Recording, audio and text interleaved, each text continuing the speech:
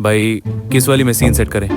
Left वाली को भूल जा, उसमें सिक्योरेक्स का सिक्योरिटी अलार्म सिस्टम लगा है। अच्छा फिर राइट वाली इजी रहेगी? हाँ उसमें कोई टेंशन नहीं। भाई आज काम हो गया ना तो कल से एटीट्यूड भी रिच वाला होगा। हाँ फिर मोहल्ले वालों को बोलेंगे मेहनत रंग लाई है। मुझे तो अभी से लग रहा है मैं अमीर दिखने लगा हूँ। अंदर का माल देख के तो बेहोश ही ना हो जाए।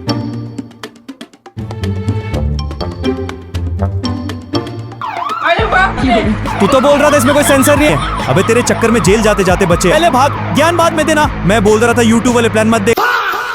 सिक्योरेक्स अलार्म सिस्टम चोरों का सबसे बड़ा दुश्मन। सिक्योरेक्स अलार्म सिस्टम के साथ अब अपने घर और बिजनेस को दें स्मार्ट और मजबूत सुरक्षा।